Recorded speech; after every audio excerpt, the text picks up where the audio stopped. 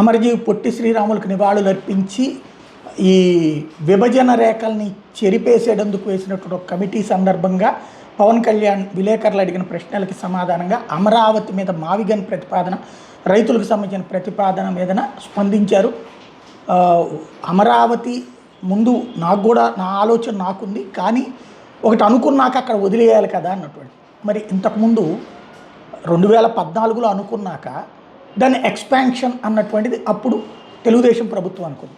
మరి ఆనాడు వ్యతిరేకించింది పవన్ కళ్యాణే కదా. అక్కడికి వచ్చి అట్ట భూములు తీసుకుంటారు, ఇదంతా నాకు చెప్పింది 1000 ఎకరాలు 3000 ఎకరాలు అన్నారు. తీరా చూస్తే 50,000 ఎకరాలైనా ఇంకా కావాలంటున్నారు. ఇంకెంత తీసుకుంటారు, మీ భూదాహం ఏంటి అని మాట్లాడింది పవన్ కళ్యాణే కదా. అక్కడే కదా పెరుగన్నందింది. ఆ భూములు తీసుకోవడానికి వీల్లేదన్నారు కదా. అన్న తర్వాత ఆ భూములని వ్యవసాయం కోసమని పవన్ కళ్యాణ్కి మీరు చెప్తారా, అయితే ఇకపైన మీరు కమర్షియల్కి అమ్ముకోవడానికి వీల్లేదు అని చెప్పేసి నిషేధం పెట్టింది అప్పుడు తెలుగుదేశం ప్రభుత్వమే కదా. తర్వాత తీసేశారా? జగన్మోహన్ రెడ్డి వచ్చాక దాన్ని తీయడానికి కొంత ఏరియా ప్రయత్నించారు, అది ఆగున్నది.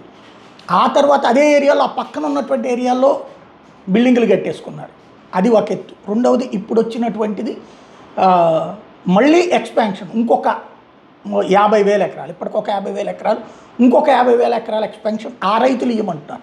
ఆనాడు మన దగ్గరకు వచ్చిన రైతుల కోసం మనం ఉద్యమించాం, ఈనాడు తన దగ్గరికి జగన్ దగ్గరికి వెళ్ళిన రైతుల కోసం తను ఉద్యమిస్తే తప్పు అంటున్నాం, పైగా మావిగన్ తప్పు అంటున్నాం. మరి ఇదివరకు రాజధాని అంటే ఏమన్నారు, విజయవాడ గుంటూరు కలిపి అన్నారు.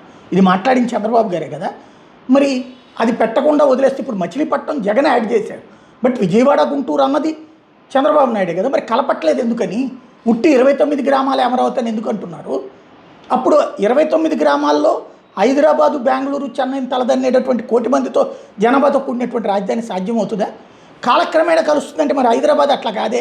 కాలక్రమేణా హైదరాబాద్ కలవలేదే. కాలక్రమేణా కొత్త మండలాలు వచ్చి కలిసినాయి. బట్ హైదరాబాద్ ఒక మహానగరమే, బెంగళూరు ఒక మహానగరమే, చెన్నై ఒక మహానగరమే. వాటి పక్కన పోటీ పడేటటువంటి నగరాన్ని ఇక్కడ తయారు చేస్తానని 29 గ్రామాలతో చేసి ఈ విజయవాడ గుంటూరు అని చెప్పింది పక్కకి వెళ్ళిపోయింది. వీటి మీద ఒక స్పష్టత లేదు. మావిగన్ అంటున్నటువంటి తప్పు అంటున్నారు. మరి గుంటూరు విజయవాడ కలుపుతారని చంద్రబాబు మాట తప్పు కాదా? అది మాట తప్పడం కాదా? అలాగే మళ్ళీ ఇంకొక 50,000 ఎకరాలు అది ప్రజల దగ్గర ఉండనియచ్చుగా, ప్రభుత్వం ఎందుకు లాక్కోవాలి వాళ్ళ దగ్గర నుంచి? అదెందుకు ఆలోచించటం లేదు?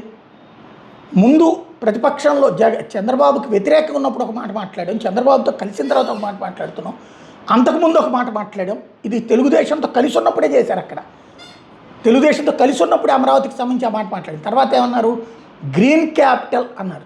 ఇదే పవన్ కళ్యాణ్ గారు కలిశాక మొన్నటిసారి 2024 ఎలక్షన్స్ ముందు గ్రీన్ క్యాపిటల్, అది పచ్చదనంతో కూడినటువంటి రాజధాని, అంతే ఉంచుతాం, ఇంకా అంతకు మించి ఎక్స్పాన్షన్ ఉండదన్నారు. ఇప్పుడు వచ్చేటప్పటికి ఎక్స్పాన్షన్ అంటున్నారు.